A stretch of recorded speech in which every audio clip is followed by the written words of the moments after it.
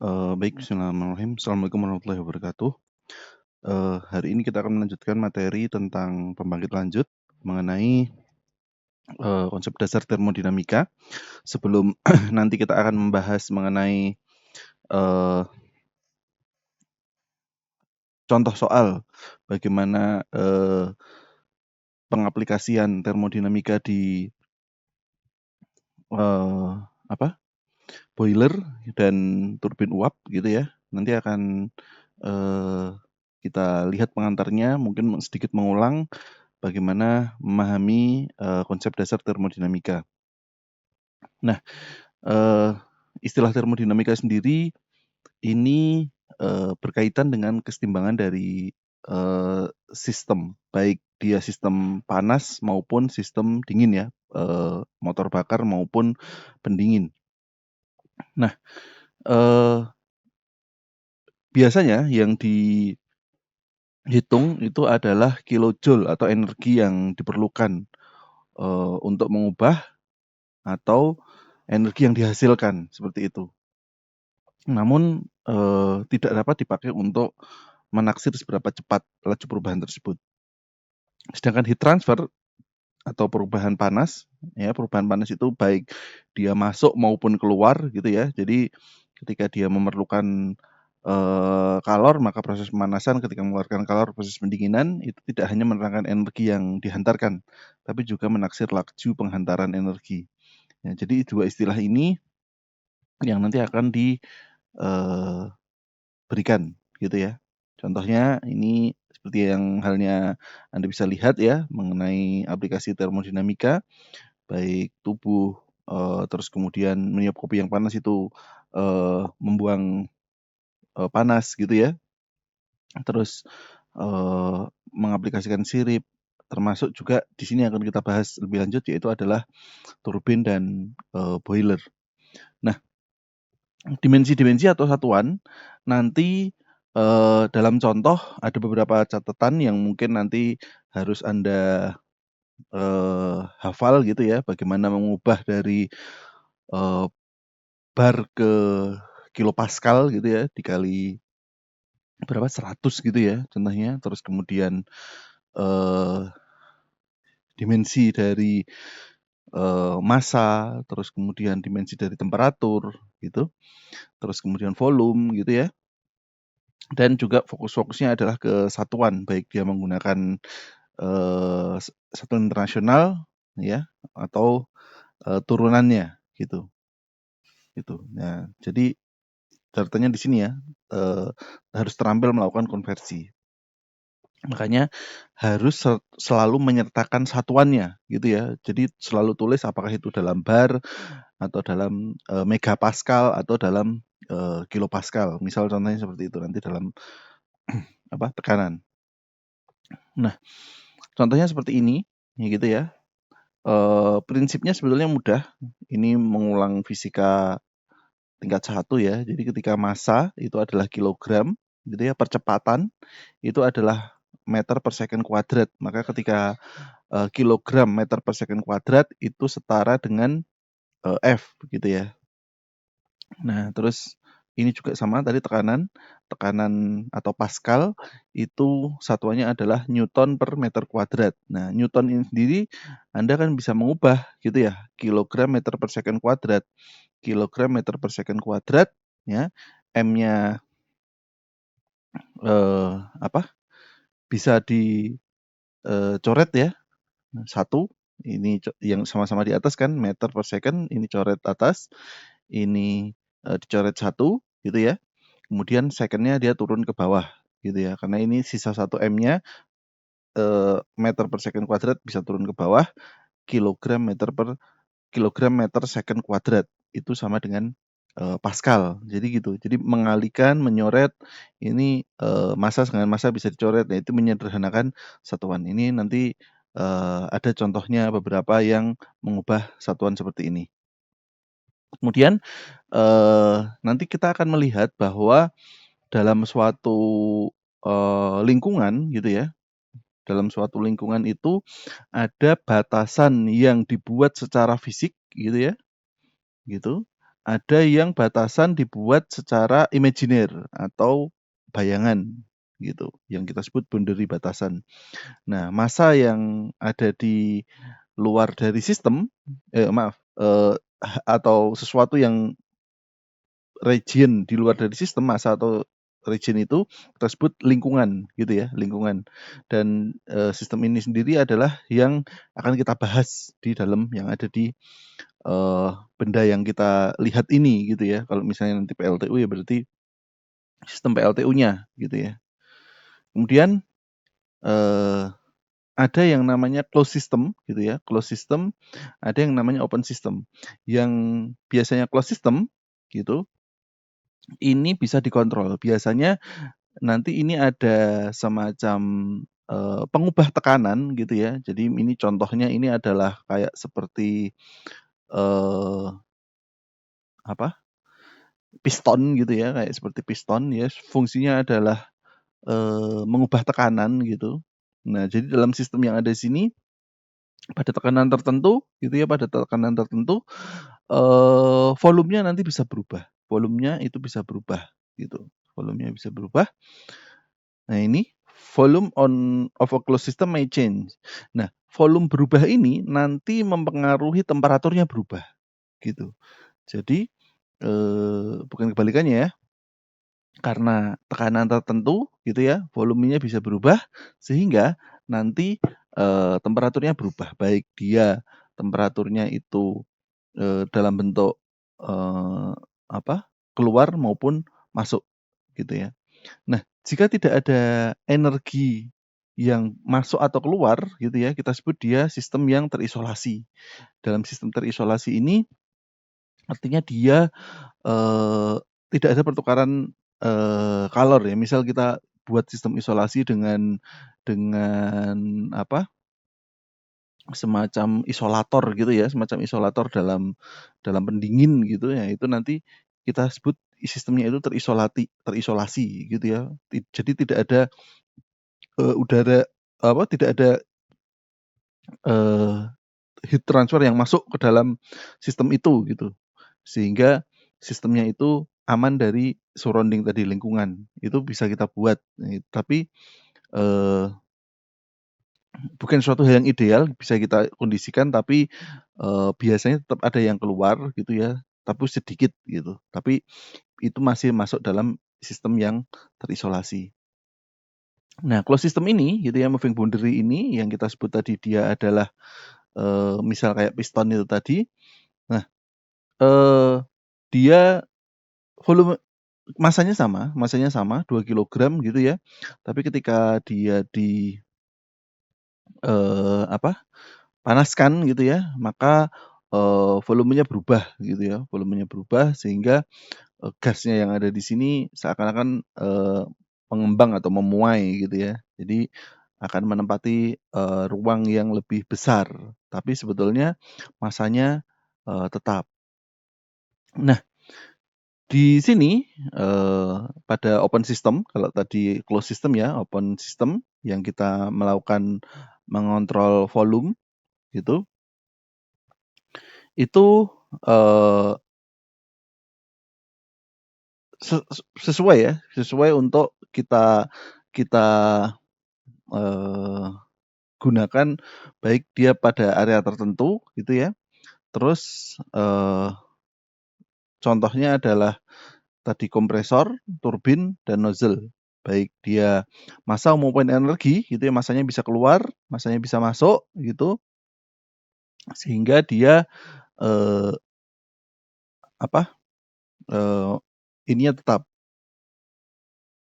eee, bisa berubah maaf, bisa berubah, baik massa maupun energinya. Kalau yang ada di sini Anda bisa lihat massanya tetap, volumenya aja yang berubah gitu ya. Nah, kalau yang ada di sini, eee, dia bisa baik massa maupun energi itu bisa, berubah untuk mengontrol volumenya ini gitu, gitu. Jadi tidak hanya tergantung dari, apa, tidak hanya tergantung dari tadi, volumenya saja, tapi ini tergantung perubahan dari massa dan energinya, gitu. Oke? Contohnya ini adalah open system yang masanya keluar masuk gitu ya, volumenya ini gas misal ya, gas itu bisa, eee, berubah dengan masanya yang keluar masuk yang ada di sini. Ini juga sama, jadi ketika rel boundary-nya ini adalah, bentuk fisik dari nozzle-nya gitu ya, terus, imaginary boundary ini adalah inlet dan outlet-nya itu, yang nanti menjadi batasan pembahasan gitu ya, berapa heat transfer yang masuk maupun yang keluar gitu. Nah, itu nanti akan menjadi, bentuk dari open system yang kita bahas gitu ya. Terus kemudian di sini adalah contoh lagi, ada, pipa gitu ya, yang nanti tempat keluar masuknya massa dari, eee, sistem gitu, baik dia massa maupun energi, sehingga volumenya yang ada di sini nanti, bertambah maupun berkurang gitu. Ini contoh tadi yang lain open system gitu ya, ada satu inlet, satu outlet gitu, water heater contohnya, eee, apa, bisa dilihat di gambar ini. Kemudian sifat-sifat sistem gitu ya, kita juga harus, nanti akan, eee, familiar gitu ya istilah istilah, sifat dari sistem itu, gitu, baik, pressure, temperatur, volume, dan massa gitu ya, yang biasanya nanti, eee, susah membedakan itu adalah, misal massa dan volume gitu ya. Jadi ketika biasanya lihat saja satuannya ketika, eee, volume itu satuannya hanya massa gitu ya, sedangkan, volume itu, ruang gitu ya. Jadi, meter kubik gitu, meter kubik baru nanti mungkin, eee, apa, ada turunan-turunannya. Kemudian, eee, dari situ bisa turunkan lagi gitu ya, yang mungkin nggak terlalu familiar, contohnya kekentalan gitu ya, kekentalan dari viskositas, terus, thermal conductivity atau epsilon gitu ya, terus modulus electivity, modulus Young gitu, terus kemudian expansion coefficient gitu, terus resistivity yang R itu ya, terus kemudian kecepatan dan, eee, perubahan, ketinggian gitu. Nah, terus kemudian, eee, ada intensive properties gitu ya, dia tidak tergantung dari massa, yaitu adalah temperatur, pressure, dan, kepadatan. Itu jadi tidak tergantung dari massanya, bisa berubah, kepadatannya bisa berubah ya, itu tidak tergantung dari massa. Terus, ekstensif, kalau ekstensif ini tergantung dari ukuran gitu ya. Contohnya yaitu adalah, volume gitu, terus kemudian energi gitu. Nah, ini sifat yang tergantung dari massa yang, apa, intensif, yang ekstensif itu tidak tergantung dari, massa. Ini besarannya ya, M, volume, temperatur, pressure, dan, rho itu, intensif tidak tergantung dari massa gitu ya, tadi density ya, rho itu, terus kemudian extensive properties itu tergantung dari massa, massa dan volume.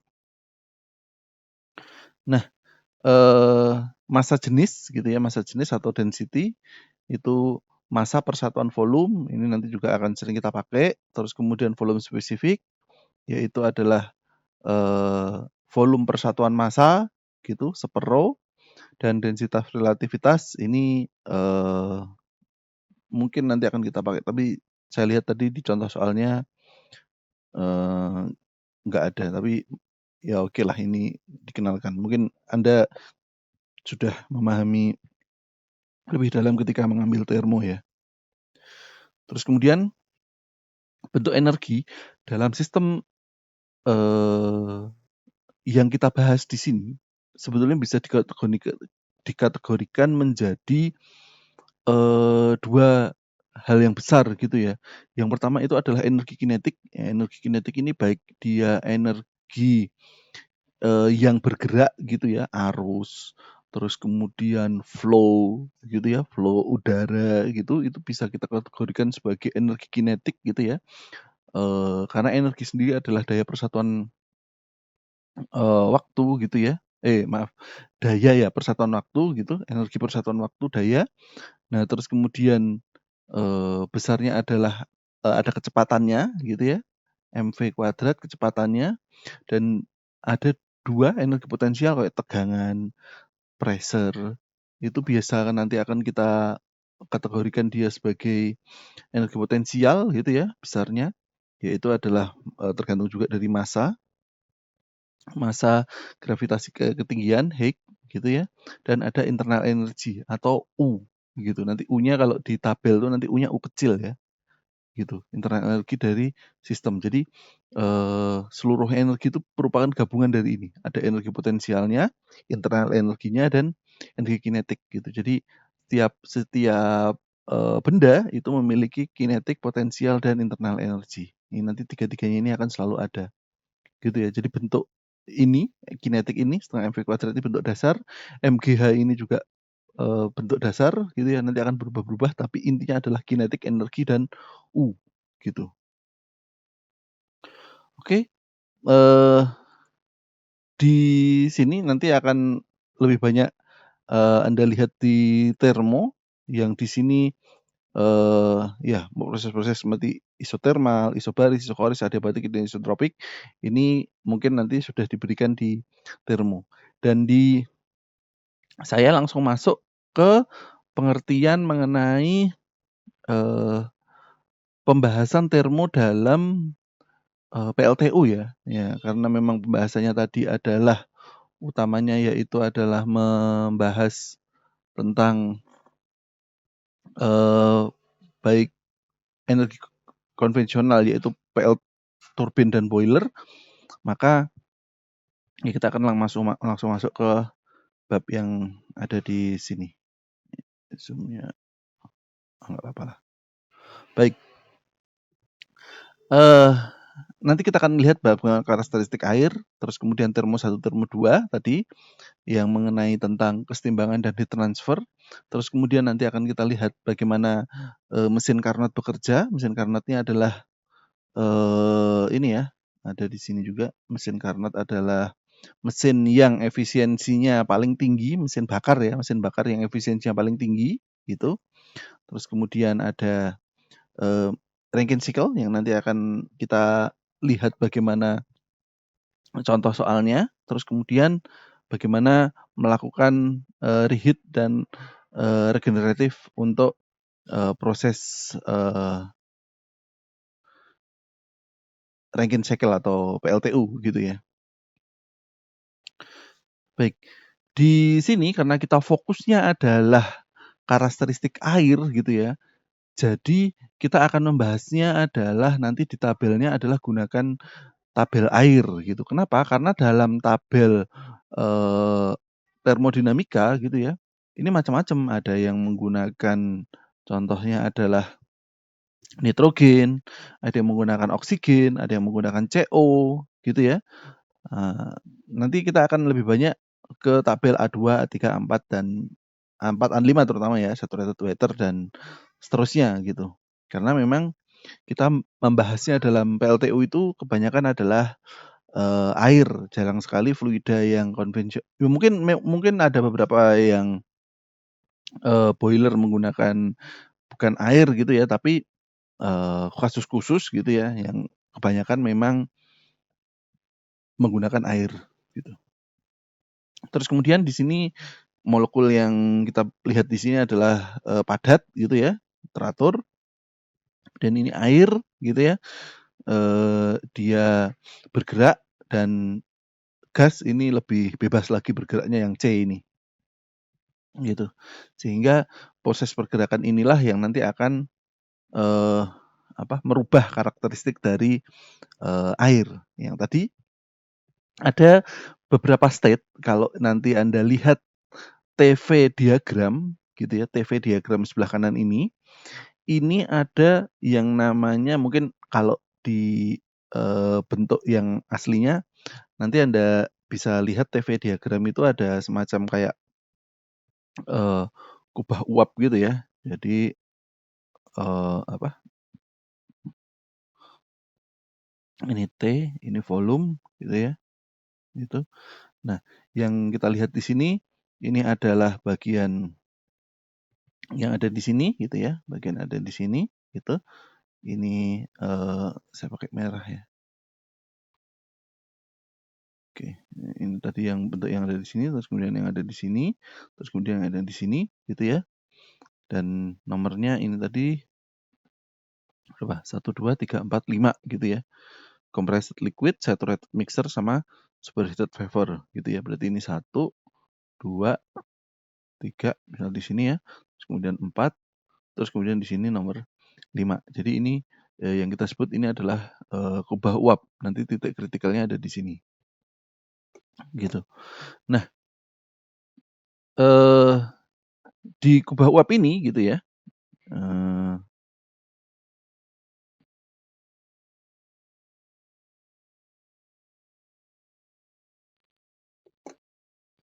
Karena selain ada TV, ada PV juga ya. Karena nanti tergantung dari bentuk tabelnya yang digunakan. Yang tadi yang saya katakan bahwa bagian kiri gitu ya, ini adalah bagian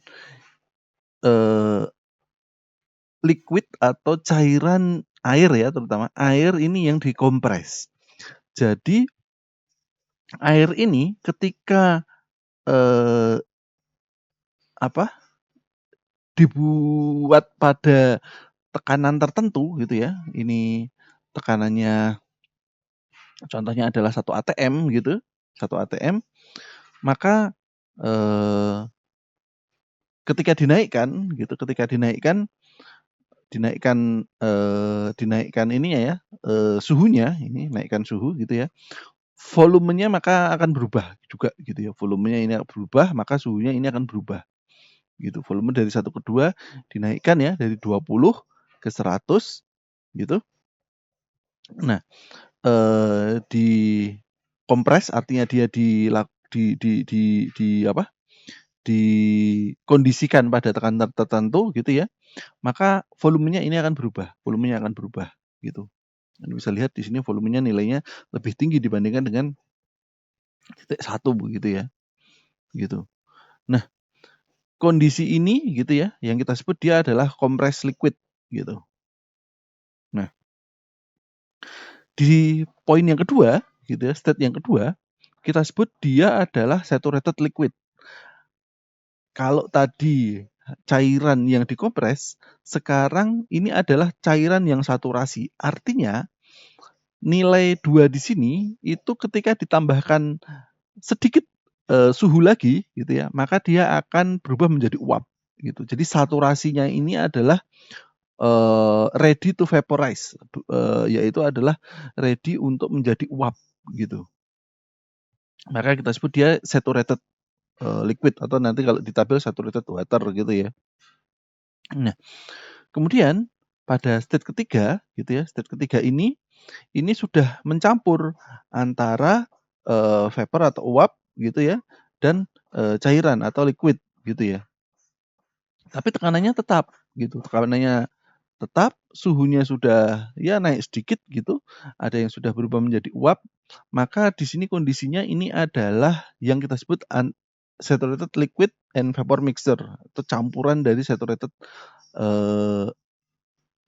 vapor and liquid gitu. Yang nilai yang 3 yang ada di sini, titik yang ada di sini adalah nilai campurannya sehingga volumenya nilainya lebih besar karena volume dari vapor volumenya tentu lebih besar dibandingkan dengan cairan gitu ya. Maka sudah banyak vapornya juga gitu. Jadi ini contoh 3 di sini. Ini nanti naik ya dari sebelah kiri ini ke kanan gitu. Tergantung dari vapornya. Semakin banyak vapor gitu ya, semakin banyak uap, maka dia akan puncak yang ada di sini gitu. Akan puncak. Nah, di sini saturated vapor gitu ya. Saturated vapor ketika dia sudah saturasi gitu ya. Ketika dia sudah saturasi, maka dia akan, dipanaskan lagi gitu ya, superheat gitu ya. Superheat, volumenya nanti akan membesar lagi gitu ya, membesar lagi, sehingga vapornya itu, eee, nanti akan, eee, apa, menghilang gitu ya. Energinya ini dipanaskan, eee, full dengan, superheat gitu. Sehingga proses yang ada di sini gitu ya, energi airnya, maaf, massa airnya itu nanti akan, benar-benar menghilang ketika menggunakan superheat. Tapi tetap, energinya, ada ya, ini nanti akan dikeluarkan, ke kanan gitu energinya, gitu. Nah, di sini ada karakteristik, yang tergantung dari kita mulainya berapa gitu, tergantung dari volumenya berapa gitu ya. Ada yang kita sebut itu critical point, ini mungkin kalau beberapa literatur bukan 373 ya, tapi 374 ya. 374, sekian, tapi, nilai volumenya, eee, apa, sama ya, 0,0003 gitu ya. Terus kemudian, ini pada 22,06 megapascal gitu, ini critical point. Artinya critical point ini dia critical point puncaknya si kubah uap gitu ya. Kubah uap ini masih datar ya, Anda bisa lihat. Jadi karakter kubah uap ini gitu, nanti ini, ada garis imajiner yang ada di sini ya, gitu. Saturated vapor, di sini ada saturated vapornya, ada saturated vapornya. Nah, critical point ini artinya, liquid ini, eee, pada suhu 374 Celcius ya, itu dia akan berada pada batas antara liquid dan vapor gitu. Maka kita sebut dia critical point dari, eee, apa, liquid atau water gitu. Ya. Ini, bisa kita operasikan ke berapa pun, berarti titiknya bisa di tekanan 0,01, 0,1 dan seterusnya, gitu. Nanti kita tergantung pakai tabelnya seperti apa. Dan, di critical point ini gitu ya, nanti kita akan, eee, membahas daerah liquid yang di sebelah kiri critical point, yang di sebelah kanan ini adalah, eee, bagian vapor gitu ya, vapor. Nah, ini saturated vapor. Nanti ketika dia lebih naik lagi dengan superheat, itu, eee, apa, eee, akan naik terus gitu ya, sampai, habis si molekul airnya, gitu. Oke. Nah, ada juga, kubah uap atau kurva PV gitu ya, sama sebetulnya, tapi yang dilihat di sini adalah, eee, tekanannya gitu, tapi bentuknya mirip ya. Jadi tapi kalau tadi adalah, ke atas gitu ya, jadi kalau pressure-nya kan dari pressure tinggi ke rendah gitu ya, terus kemudian ini ke datar sama mix-nya gitu, terus dia semakin ke bawah gitu ya. Karena P dan T, berlawanan ya. Jadi kalau tadi yang P-nya itu dari bawah terus ke atas, pressure-nya itu dari atas dulu ke bawah, terus kemudian ini semakin ke bawah. Tapi intinya sama, bentuk, kurvanya ini ada saturated vapor line gitu. Di sini juga saturated liquid line yang ada di sini. Dan, nanti dalam properties table, kita akan punya data, misal saat temperatur berapa gitu ya, saat temperatur berapa, terus kemudian saat dia tekanan berapa gitu ya, saturated pressure. Ingat ya, ini karena di tabelnya adalah kilopascal gitu, maka Anda bisa harus mengkonversi satuannya. Terus kemudian ada saturated liquid yang kita spesifik volumenya itu adalah V gitu. Terus kemudian saturated vapor yaitu Vg dan besarnya VFG gitu ya, itu depan kurangi belakang, maaf, belakang kurangi depan gitu ya. VFG gitu, difference between Vg and Vf. Jadi yang eee, vapor dulu, gas dulu dikurangi fluid gitu ya. Gas dikurangi fluid gitu VFG gitu kita sebut dia eee, perbedaan volume yang berubah antara, eee, bentuk vapor dan bentuk liquid atau gas bentuk cair gitu ya, gitu. Dan di properties table ini selain specific volume, ada juga internal energy tadi yang saya, eee, apa, nyatakan dalam U tadi, ada UF, UFG atau difference-nya perbedaannya, terus kemudian UG gitu, terus kemudian ada, eee, entalpi, derajat keacakan gitu ya, kilojoule per kilogram, ada H gitu ya bentuknya. Terus ada entropi dari sistem itu, kilojoule kilogram kalikan Kelvin, besarnya adalah S. Nah, nanti akan kita lihat bagaimana pengaruh entalpi, entropi, dan internal energi gitu ya. Tabel ini, properti tabel ini itu ada banyak yang meng-share ya. Jadi eh, Anda bisa download di YouTube, Google gitu ya. Gitu. Nah, ini contohnya adalah bagaimana temperatur mempengaruhi udara, karbon dioksida, karbon monoksida, hidrogen dan lain-lain gitu. Kita biasanya pakainya tabel A mulai dari A4 karena ini materialnya macam-macam ya. Bisa tadi amonia dan seterusnya gitu ya. Boiler tadi contohnya bisa pakai amonia gitu. Contoh yang lain ya. Nah, kita langsung pakai nanti di A4 ini gitu. Tabel saturated water gitu. Baik. Saya lanjutkan. Nah, ini contohnya. Jadi ada contoh soal bagaimana menggunakan tabel gitu ya. Ini ada TV diagram pada contoh yang ada di sini. Suatu tangki dengan 50 kilogram saturated liquid water gitu ya. Jadi sudah dikondisikan, sudah siap untuk eee, pada tekanan tertentu, sudah siap diuapkan pada suhu 90 derajat. Tentukan sebetulnya berapa pressure yang terjadi pada tangki tersebut dan volumenya. Jadi kok dia sudah dinyatakan saturated itu pressure-nya berapa sih gitu ya, gitu. Jadi, eee, karena kondisinya ini saturated, itu pressure-nya harus berapa gitu ya, paham ya? Nah, terus kemudian di sini, kita bisa melihat bahwa dalam, TV diagram gitu, sesungguhnya kalau PV saturated pada 90 derajat Celcius gitu ya, pada tabel A4 gitu, 90 derajat Celcius, mana ini,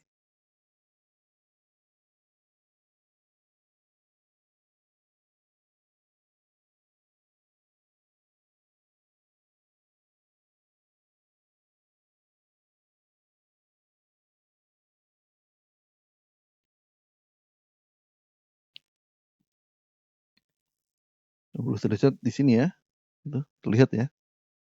Saya zoom lah. Oke. 90 derajat di sini gitu ya, eee, dia mengalami tekanan 70,183 kilopascal gitu ya. Berarti ketika 90 ini 70,183 kilopascal ini. Berarti tekanan yang ada di situ supaya dia disebut saturated eee, apa, liquid gitu ya, maka tekanannya sebetulnya adalah 70,183 kilopascal gitu.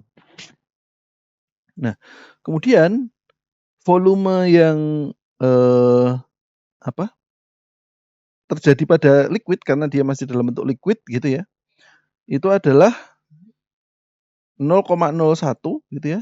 Ini 0, saturated volumenya itu adalah 0,01036 gitu ya. Ini meter kubik per kilogram gitu dan, volumenya itu berapa meter kubik gitu, eee, ini spesifik volume ya, bukan volume ya, maaf. Ini spesifik volume. volume spesifik. Jadi bedakan dengan kalau V besar volume, kalau ini adalah spesifik volume. Nah, total volume gitu ya, massa kalikan spesifik volume gitu ya. Ini rumus yang umum juga gitu ya, 50 kg dikalikan berapa? 0,01036 yaitu besarnya adalah 0,05 meter kubik. Jadi sebetulnya volume pada tangki tersebut yaitu besarnya adalah 0,05 meter kubik gitu. Baik. Kemudian contoh yang kedua yaitu kita misal punya massa air juga gitu 200 gram. Namun kondisinya sekarang dia adalah completely vaporized gitu ya. Tekanannya sudah diketahui juga yaitu adalah 100 kilopascal gitu. Tentukan perubahan volume ya, bukan spesifik volume, perubahan volume dan energi yang ditransfer ke water, ke air di lingkungannya gitu ya. Maaf, ke airnya karena ini sudah completely berubah menjadi gas gitu ya. Terus kemudian saturated liquid water gitu ya, itu terjadi pada constant pressure dan perubahan volume dan energi transfer ditentukan. Nah, ini kita harus melihat PV diagram gitu, yang pada sebelah kiri ini gitu ya.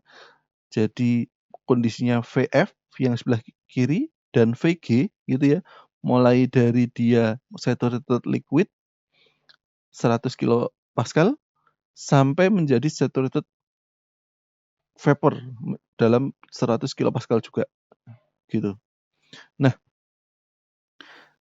perbedaan dari VF dan VG kita mempunyai tabel A5 gitu ya, tabel A5 karena ini adalah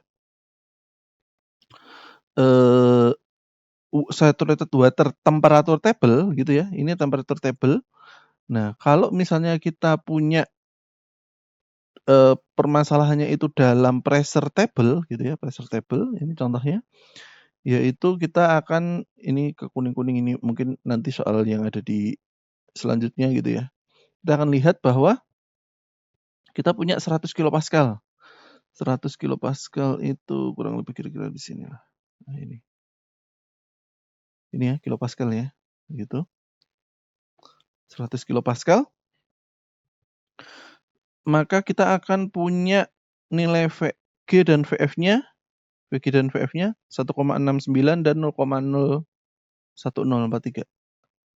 100 0,1043 dan VG-nya 1,69 gitu ya.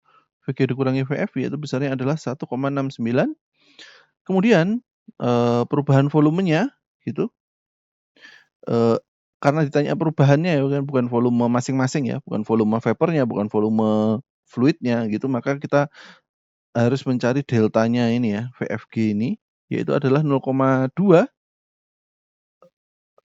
kilogram gitu ya, dikali 1,6 yang tadi VG min VF gitu, yaitu adalah 0,3386 meter kubik. Ini adalah besar volume gitu. Perubahan volume ya, bukan volume dari vapornya ya. Karena kalau vapor kita harus 0,2 dikalikan VG-nya 1,6931 gitu ya.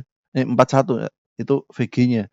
Volume volume si vapornya. Tapi karena ini volume perubahannya, maka dikurangi yang liquid gitu. Dan kemudian energi yang dibutuhkan untuk merubahnya gitu ya, mengubah dari liquid ke vapor gitu ya, yaitu adalah M dikalikan entalpinya gitu ya, energi yang dibutuhkan ya, itu entalpinya, energi yang dibutuhkan kilojoule per kilogram dikalikan yaitu besarnya 257 karena dia sudah berubah menjadi ini ya, sudah berubah menjadi gas gitu. Yaitu 2257 kilojoule per kilogram. Kalikan 0,2 yaitu besarnya adalah 451,5 gitu. Baik, yang perlu diingat di sini ini note-nya ya, kita harus menghitung sampai 4 digit desimal karena kalau ini kan cuma sama-sama 1,69 ya, ini juga sama 1,69. Kalau ini nanti Anda nggak ngitung sampai 4 digit desimal gitu, eee, maka nanti akan beda nilainya gitu ya. Ini VG significant number for decimal sampai 4 digit ya. Jadi kalau biasanya Anda cuma 1 digit atau 2 digit, maka catatannya di sini ini adalah sampai 4 digit. Ikutin aja tabelnya. Jadi karena tabelnya ini rata-rata sudah ada yang 3 digit, bahkan ini sampai 6 digit untuk saturated liquid. Anda tuliskan saja 4 sampai 6 digit gitu ya. Seperti itu. Baik, selanjutnya yaitu adalah saturated liquid dan vapor mixture. Nah, ini nanti ada X gitu ya. Jadi di campuran antara vapor dan liquid gitu ya, vapor dan liquid ini nanti ada titik tengahnya. Titik tengahnya ini adalah X. Nanti sering dipakai ini X, yaitu adalah massa dari vapor dibagi massa total, gitu ya, massa total. Nah, massa total yaitu adalah M liquid plus M vapor, gitu kan total yang ada di bawah ya. Itu vapor ini adalah akhirnya kan akhir dibagi sebelum gitu ya, akhir dibagi total gitu ya, akhir dibagi total. Kalau sebelumnya kan water gitu ya. Maka ini adalah M fluid plus M gas gitu. U average-nya atau internal eh, apa energi average-nya yaitu adalah UF X kalikan UFG gitu. Ada X di sini. X ini adalah masanya gitu ya, masanya. Dan pada saat kita menghitung gitu ya, pada saat menghitung kadang nilai massa ini gitu ya bisa kita nyatakan juga menjadi dalam bentuk apa volume spesifik. Volume spesifik ya ini ya, volume spesifik. Volume spesifik average yaitu X merupakan volume spesifik average dikurangi volume fluid dibagi volume FG. Jadi beda ya, kalau FG tadi G min F, kalau average gitu fluid ditambah X V FG. Jadi ini ada persamaan yang harus Anda tulis, hafalkan gitu ya. Yaitu adalah VF plus X VFG. VFG ini tadi VG min VF, yaitu besarnya adalah satuannya meter kubik per kilogram, sama karena dia sebetulnya adalah volume spesifik gitu. Gitu. Ini rumusnya. Nah, nilai X-nya ini kebetulan dia di sini, tapi sebetulnya bisa bergeser antara titik ini karena dia campuran ya, campuran antara A dan B yang ada di sini gitu. Gitu. Jadi Anda bisa temukan persamaannya selain yang pertama tadi massa, vapor per massa total, sering juga nanti specific average min VF per VG min VF gitu. Contohnya gitu ya. Kita punya tangki 10 kg water saat 90 derajat Celcius. Jika 8 kg water itu sudah masih dalam bentuk liquid dan sisanya dalam bentuk vapor gitu ya. Dia sudah tercampur ya. Tentukan pressure di dalam tank dan volume of the tank gitu. Jadi ini 8 kg-nya masih liquid, sisanya vapor. Nah, kita lihat ketika saat 90 derajat Celcius gitu ya. Besarnya adalah 70,183 gitu. Ini temperatur ya, karena dia tadi 90 derajat Celcius. 90 derajat Celcius, maka ini 70,183. Oke, sama ya. Terus kemudian saat 90 derajat Celcius, we have VF sekian ya, sudah tahu ya di sini VF ini tadi. VF, VG gitu ya. 2,3. VF 0,01036 sampai VG-nya 2,3. Terus kemudian dia hitung. Yang pertama adalah V delta V totalnya, spesifik totalnya yaitu adalah VF plus VG, yaitu adalah MF dikalikan VF gitu. Terus kemudian MG dikalikan VG gitu. 8 kilo kalikan ini, 2 kilo kalikan ini. Ini sudah nilainya sudah oke, 4,73. Namun biasanya gitu ya, ini kita lihat discussion, the first method appears to be easier gitu ya.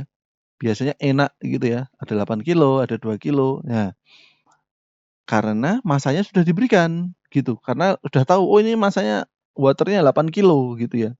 Tapi ada kalanya gitu ya, yang di tiap masa itu nggak diberikan, dia hanya perbandingan saja gitu ya, kadang perbandingannya saja, pokoknya sekian banding sekian gitu. Nah, kalau cuma sekian banding sekian, itu nanti kita pakai cara yang kedua, perbandingan masanya hanya perbandingan saja, yaitu adalah X tadi 0,2 gitu kan, perbandingannya antara liquid dan vapornya gitu perbandingannya. Itu 0,2. Maka kita bisa pakai tadi rumus yang kedua, yaitu adalah VF sekian kalikan X dari masanya tadi ya. Terus kemudian eh, V VG min VF gitu ya. VFG itu VG min VF nilainya sekian, besarnya 0,473 meter kubik per kilogram.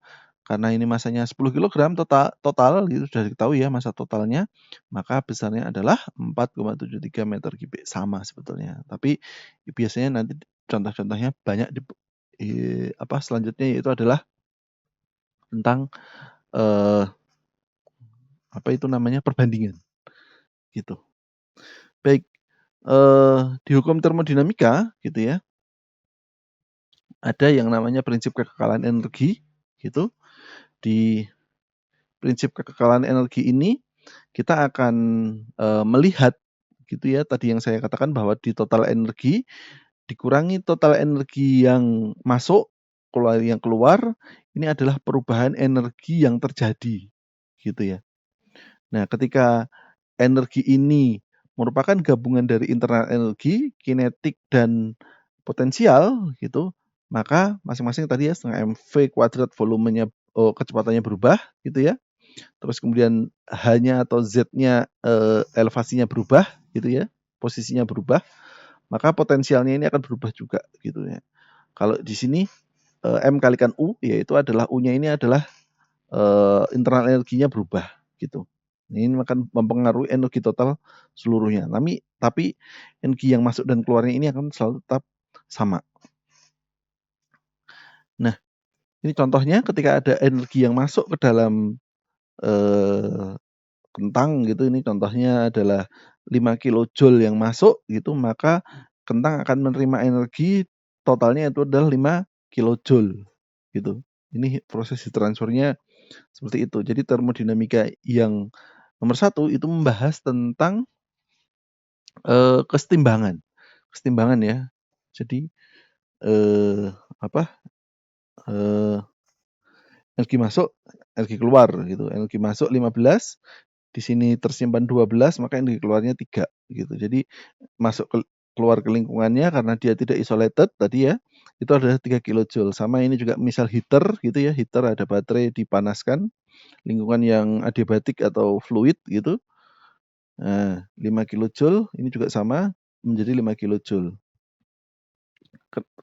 Sama dengan kenaikan energi dalam sistem gitu. Juga sama, jadi ketika misal ada pengaduk dan ini adiabatik ya, diberikan energi 8 kilojoule gitu ya, maka dia akan menerima 8 kilojoule. Juga sama, ini juga sama. Terus kemudian ketika gabungan sistem, misalnya terjadi pemanasan gitu ya, pemanasan ada energi masuk, tersimpan 18 kilojoule, keluar ke 3 kilojoule, ini juga diberikan 6 kilojoule, maka energi yang ada di sini sebetulnya panas dan energi akibat dari ini putaran putaran putaran dari ini ya, turbin atau kipas ini itu menambahkan energi total yang ada di lingkungan tangki ini gitu ya, kesetimbangan. Nah, tadi Anda, tidak boleh lupa mengenai konsep heat transfer, terus kemudian work transfer. Work transfer ini nanti akan dipakai di termodinamika kedua, sekaligus nanti akan menjadi energi yang digunakan untuk turbin, karena kita menggunakan W dari boiler, gitu ya, W dari boiler untuk dimasukkan ke turbin. Jadi heat transfer-nya itu adalah batu bara, oh maaf, laju dari,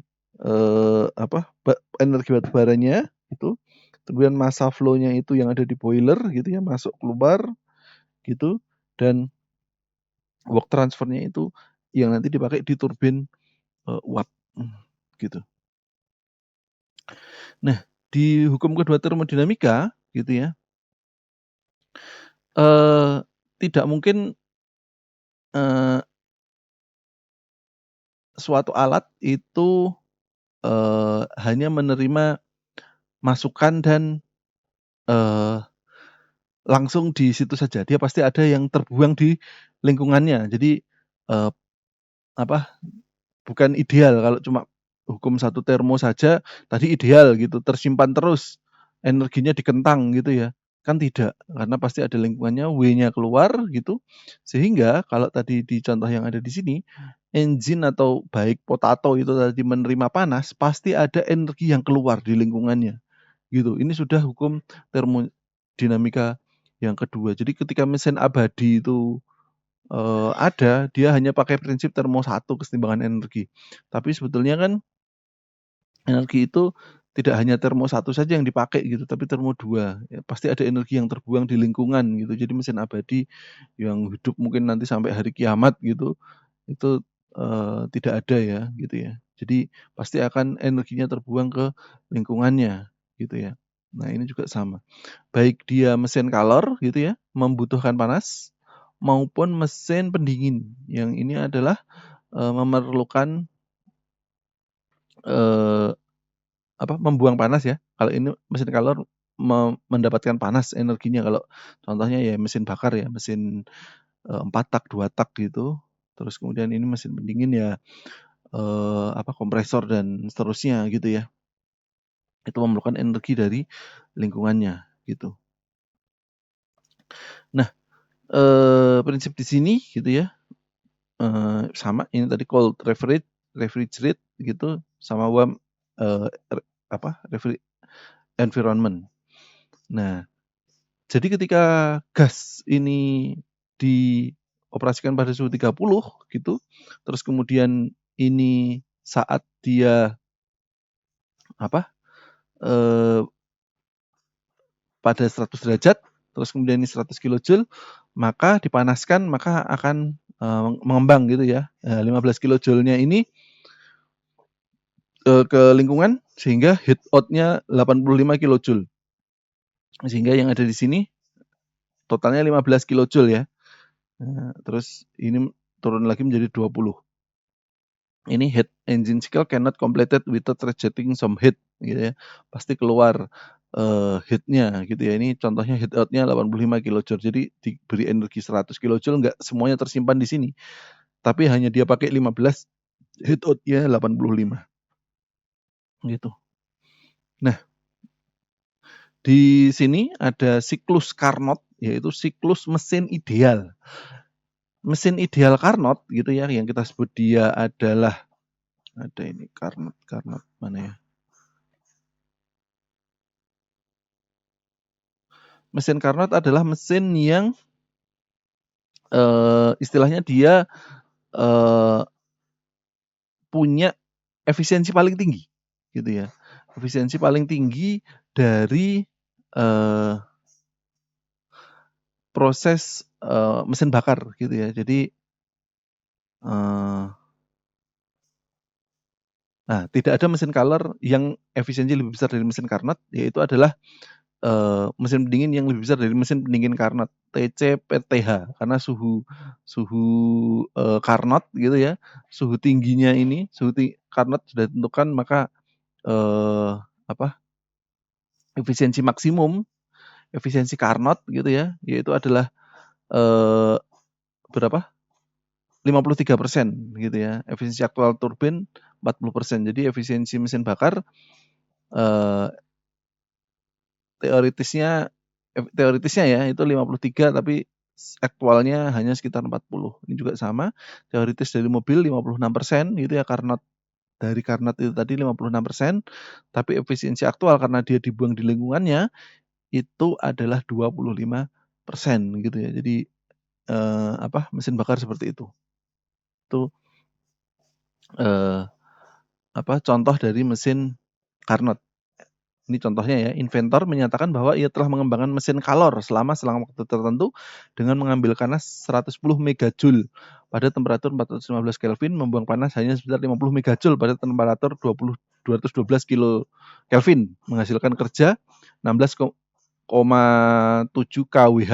Saudara menginvestasikan ya, W itu adalah kWh kali hour ya, jam ya, gitu. Kali jam, terus 110 mega ya, W per Q biasanya 0,55, terus kemudian efisiensi mesinnya yaitu adalah hitung aja temperaturnya saja gitu ya, 212 dibagi 415 gitu, 0,49. Efisiensi Carnotnya ya, efisiensi Carnot itu dari temperaturnya gitu ya. Nah, karena efisiensinya ini lebih besar dari mesin Carnot gitu, nggak mungkin ini nilai kan Anda bisa ngukur ya kalau temperatur. Kalau megajoule-nya ini energi juga bisa kWh meter. Megajoule-nya ini energi kan agak susah menghitungnya lah. Ketika efisiensinya ini diklaim melebihi dari mesin Carnot-nya yaitu ada 49% gitu ya, maka ini adalah tidak mungkin terjadi karena dari temperaturnya sudah kelihatan, maka efisiensi mesin maksimumnya saja hanya 49% gitu. Jadi energinya itu pasti di bawah 16,7 ini gitu ya. Mungkin hanya 10, misal 10 dibagi 110 masih 0,4 gitu. Oke lah, itu masih oke. Berarti itu pun sangat ini sekali, sangat sangat efisien sekali karena ini tadi contohnya adalah 53 hanya sekitar 40%, 56 setengahnya ya 25% gitu. Bahkan ketika 49% ini sangat ideal sekali, dari temperaturnya aja udah terlihat gitu ya. Jadi itu bagaimana cara menggunakan mesin Carnot. Nah, di mesin Carnot ini ada proses reversible isothermal expansion, reversible adiabatic expansion, reversible isothermal compression, dan reversible adiabatic compression. Jadi ada expansion 2, 1, 1, 2, 2, 3 gitu ya. Ada expansion, compression ke sana ya, ke mengompres gitu. Itu 2 juga. Nah, ini menjadi proses siklus thermal gitu ya. Jadi proses 2 tak, 4 tak itu semuanya prinsipnya dengan Carnot ini. Ini tadi sudah dicontohkan ya, karena efisiensi siklus kalornya ini KL per KH gitu ya, maka reversible maka kita bisa pakai temperaturnya, nggak dari kalornya. Kalor ya, kalau kalor kan BTU gitu ya, kita bisa pakai nilai temperaturnya. Oke, gitu. Temperaturnya berapa? Temperatur low, temperatur high ya, temperatur low ya, temperatur low-nya tadi membuang panasnya berapa gitu. W-nya terus kemudian mengambil panasnya berapa. Inlet outlet gitu ya. Low high gitu aja. Low high kalau pendingin ya sama gitu. Low high gitu. Tapi dia pendingin gitu ya. Tuh, yang kita inginkan itu adalah performance-nya yaitu yang diinginkan output-nya dan kebutuhan input-nya berapa gitu ya. Sama itu tadi. Kalau efisiensi Carnot-nya yaitu 1 min. Nah, ini performance gitu. Seperti itu. Ini contohnya mesin Carnot-nya kita punya low-nya 652 derajat Celcius gitu ya. Terus kemudian ini 30 derajat Celcius. Jangan lupa diubah ke Kelvin karena tadi contohnya adalah Kelvin. 30 tambah 273 yang low-nya 652 tambah 273, maka efisiensi Carnot-nya itu adalah 67%. Ini oke lah. 67% efisiensi Carnot-nya dan efisiensi dari Carnot atau kalornya yaitu adalah dikalikan 500 kilojoule gitu ya, Q-nya adalah masuknya 500 kilojoule, maka Q yang low-nya, yang keluarnya yang ada di sini adalah 164 kilojoule gitu. Nah, di sini tadi Carnot paling oke gitu ya. Itu karena tadi 1 min 300 bagi 1000 sekitar 45%. Oke ini. Jika kurang dari tadi mesin threshold atau Carnot TH itu threshold ya. Carnot ini tadi 70, maka dia irreversible. Lebih dari 80 impossible gitu ya. Reversible, impossible dan reversible. Jadi oke dan tidak oke tadi contohnya seperti itu tadi. Baik, kemudian untuk model siklus thermal Rankine nanti akan saya bahas pada pertemuan selanjutnya. Cukup sekian dulu pertemuan kita hari ini. Mudah-mudahan pengantar thermal untuk PLTU dapat dipahami. Terima kasih. Assalamualaikum warahmatullahi wabarakatuh.